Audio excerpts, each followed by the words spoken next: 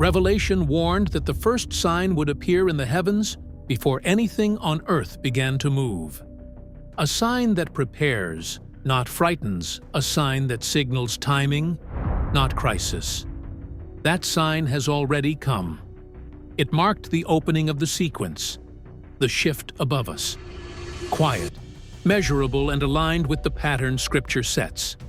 And now, something else has started. A second sign has appeared, not in the sky, on the ground.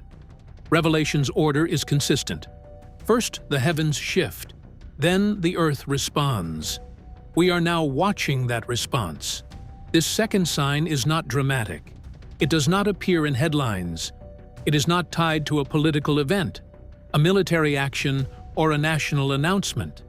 It shows itself through people, through choices repeated across a generation, across regions, without coordination. That is why it matters. Ground-level signs do not break in suddenly. They build. One change here, another change there. Independent decisions forming a single direction. And this direction is becoming clear. Across Israel, young groups are reorienting. Pre-dawn prayer meetings are growing. Torah sessions among adults aged 20 to 35 are increasing. Conversations that once centered on culture or opportunity are shifting toward covenant and identity. None of this is organized. None of it is campaign-driven. Yet the movement is the same everywhere it appears. This is the first visible evidence of the second sign. It aligns with the moment that came before it. It follows the timing set above. It forms the early stage of ground-level adjustment. Most people will not recognize it because it is quiet. But quiet is how this phase begins. Revelation warned us what comes first. Israel is now showing what comes next. And the place where this second sign is unfolding with the clearest pattern is Israel. The sequence has moved from the heavens to the ground. To understand it, we need to look directly at what is changing inside the nation, and why a generation is turning back at the exact moment Scripture said the ground would begin to move. The ground moves. Israel shows the first evidence. If the first sign was above us, the second sign is now beneath our feet, and Israel is the first place where it becomes visible.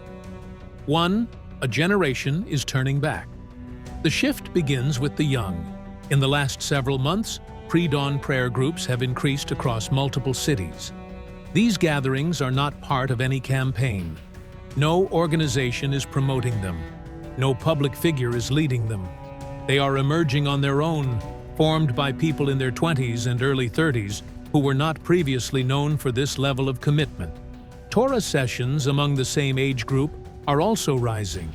Not conferences, not events, regular study, small circles, consistent attendance. The tone has changed. Conversations once centered on work, travel, or opportunity now orbit around covenant, responsibility, and identity. The vocabulary is shifting in real time. This is not revival culture. It does not carry the emotional language or the organized structure of a revival movement. It is quieter than that, more deliberate, more grounded. And because it is self-initiated, it carries a different weight. When a generation turns without being called, the movement is internal. When the movement is internal, it is harder to ignore. It matches the stage that follows a heavenly sign. The timing is not random. A shift above was followed by a shift below. Scripture often shows this order without lengthy explanation. When timing shifts above, movement begins below. That is what we are seeing now. No one is claiming fulfillment.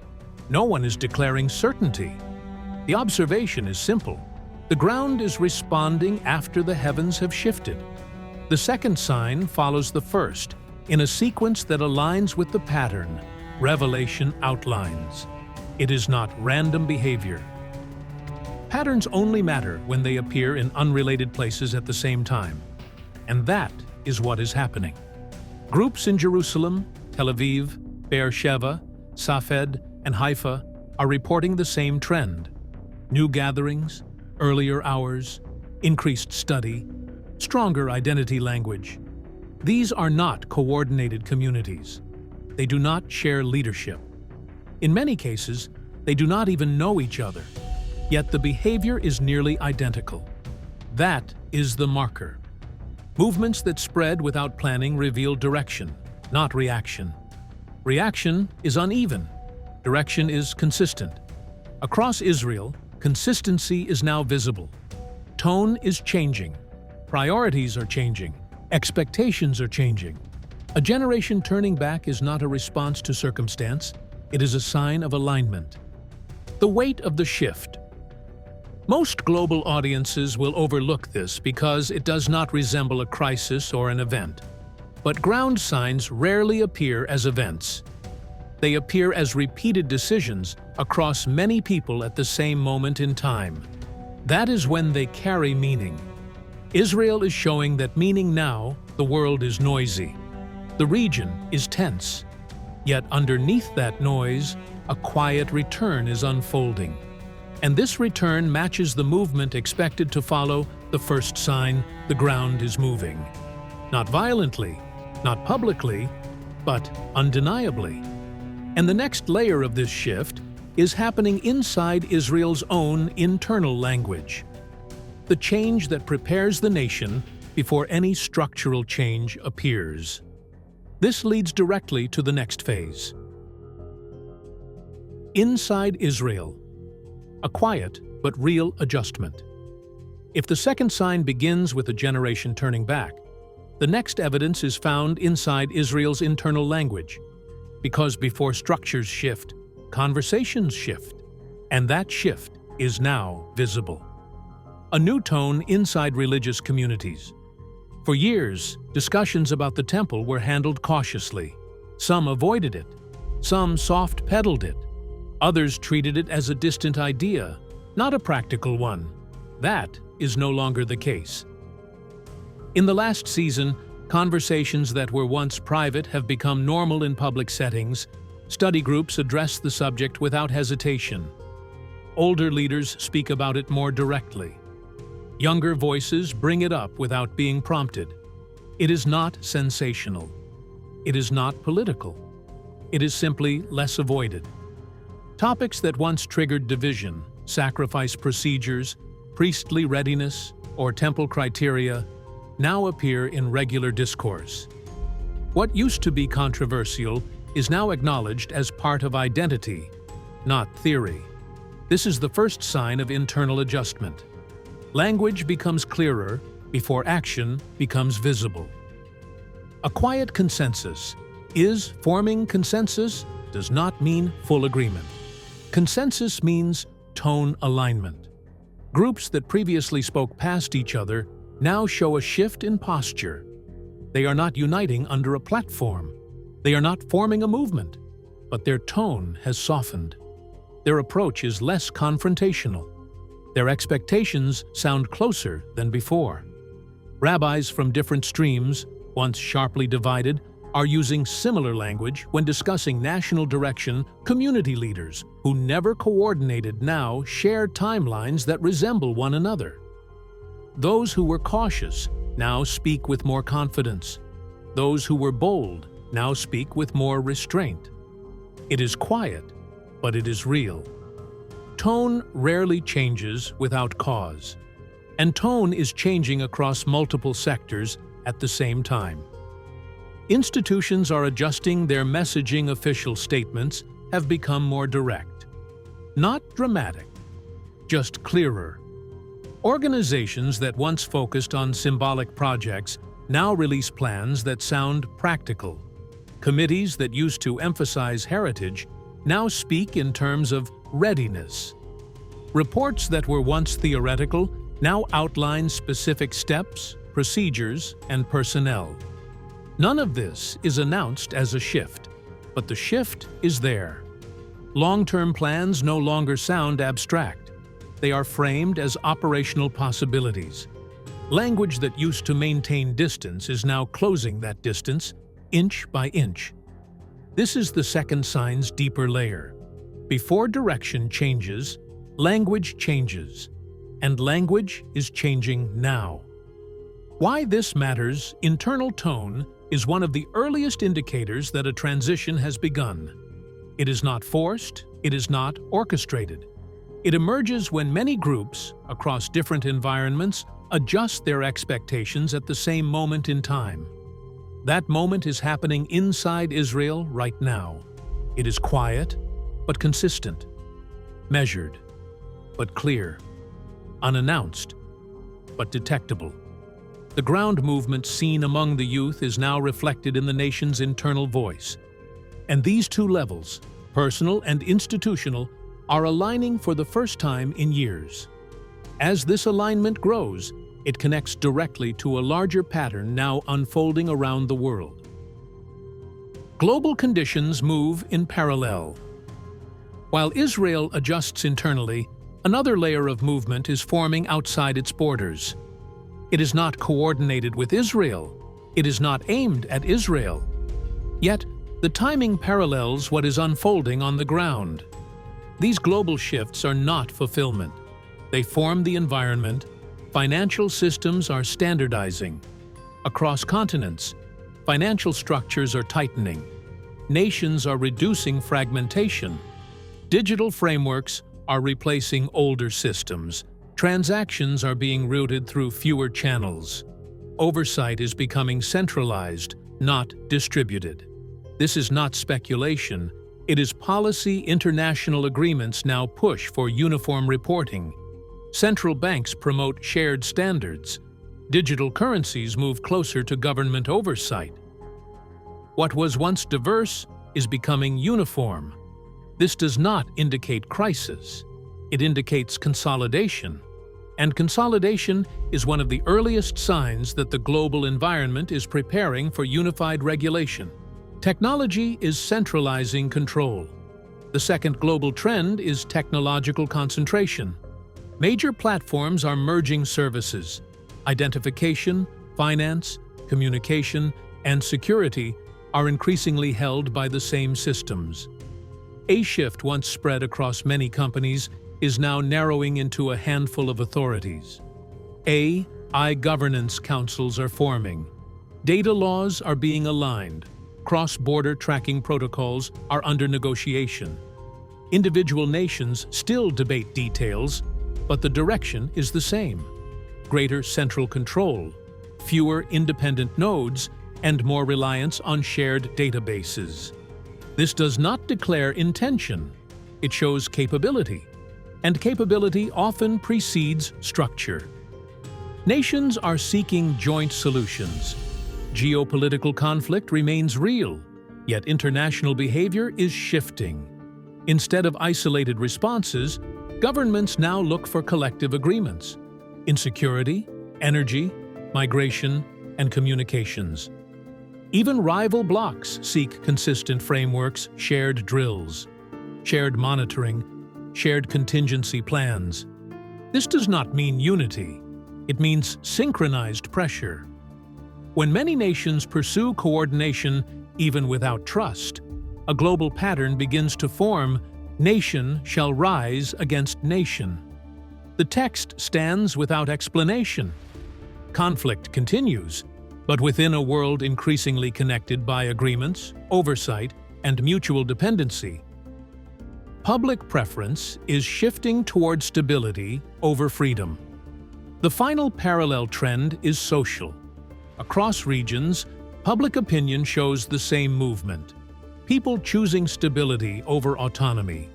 Surveys indicate declining trust in open systems and growing support for tighter control if it ensures security, predictability, or economic consistency. This shift appears in democracies, in transitional nations, and in states with strong central authority. The context differs, but the outcome aligns. When populations collectively move toward order, institutions follow. The global shape that emerges. None of these trends are dramatic on their own, but together they form a single environment: consolidated finance, centralized technology, coordinated nations, a public leaning toward control. This is not intentional alignment. There is no singular plan behind it. Yet alignment is forming, and its timing matches the internal shift unfolding inside Israel. As the ground moves there, the framework around the world tightens here. Two layers, one national, one global, turning at the same moment in history. This brings us to what happens when these movements overlap. When patterns converge. When movements appear separately, they can be dismissed as coincidence. But when they advance at the same time and in the same direction, they form a pattern. And patterns carry meaning. Right now, three movements are unfolding together. Movement among the youth. A generation inside Israel is turning back. Their priorities are changing. Their language is shifting. Their gatherings are increasing. No campaign triggered this. No leader directed it. Yet the behavior is consistent across regions, cities, and communities. This is the first movement, the internal tone shift in Israel. Institutions, scholars, and religious sectors are adjusting their posture. Conversations once avoided are now normal. Topics once seen as distant are treated as relevant. Plans once symbolic now sound operational. No one is issuing declarations, but the internal tone is different. This is the second movement. A global environment.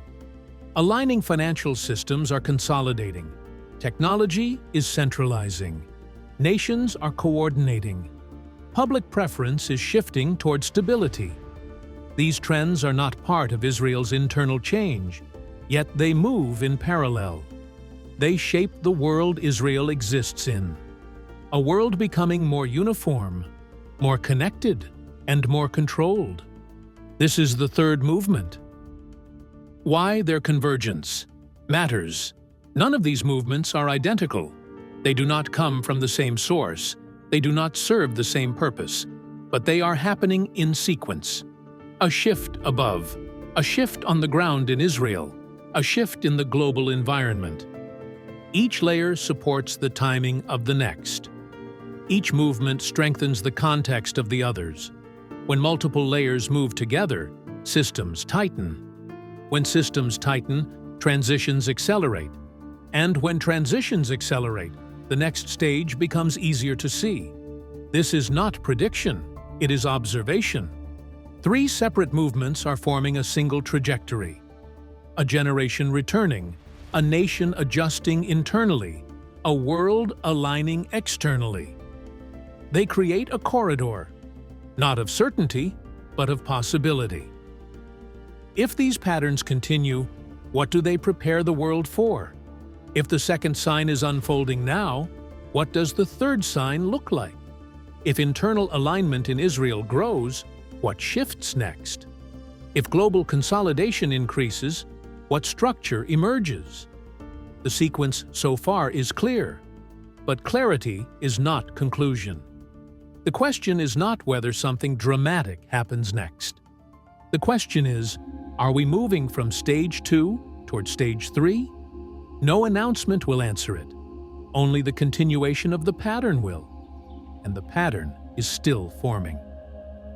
Recognition, the quiet divider.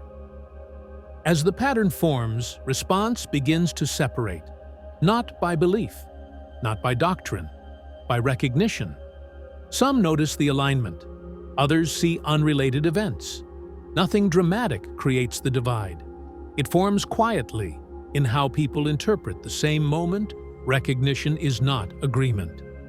It does not require conclusions or certainty. It begins with a simple acknowledgement. The environment is changing, and the timing of these shifts is unusual. This is the quiet divider. Recognition versus agreement is complex. It depends on interpretation, expectations, and personal history. Recognition is simpler.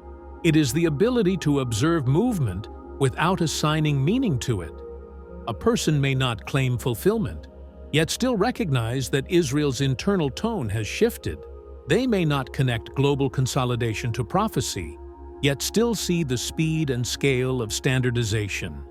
They may not take a position on signs, yet still sense that this period does not resemble previous cycles. Recognition requires no prediction, only awareness. A turning point in perception. As the second sign unfolds on the ground, perception becomes the real dividing line. Those who follow patterns will see that the shifts are consistent across different layers: generational, national, global. Nothing decisive is announced, but the alignment is clear enough to track. Those who expect dramatic signs may overlook this phase entirely. Because this sign does not arrive with impact, it arrives with progression. It spreads through tone, behavior, and environment, the kind of movement that is easy to miss unless the observer is watching the sequence, not the noise. The weight of a silent sign. Quiet signs test attention. They reveal who is observing, not who is reacting. This second sign does not create urgency. It creates distinction. Those who perceive it adjust their understanding of the moment. Those who do not continue as usual. And the silence around it becomes its own marker. A sign unfolding without announcement, yet aligning with every layer that has moved so far. No declaration is needed. The shift is visible to those who recognize the pattern. As this quiet division grows, the sequence moves toward its next point, not with volume, but with direction. Closing, the first sign was above us. It marked the beginning of the sequence and shifted the timing. Quiet, measurable, and easy to overlook unless you were watching the sky. The second sign is beneath our feet. It moves through people, language, institutions, and the global environment. It does not declare itself, it accumulates. Together, these two signs form a progression. The heavens shift first, the ground adjusts next. What is unfolding now does not resemble crisis, it resembles preparation, small movements, aligned timing, a steady return taking shape before the world understands its relevance.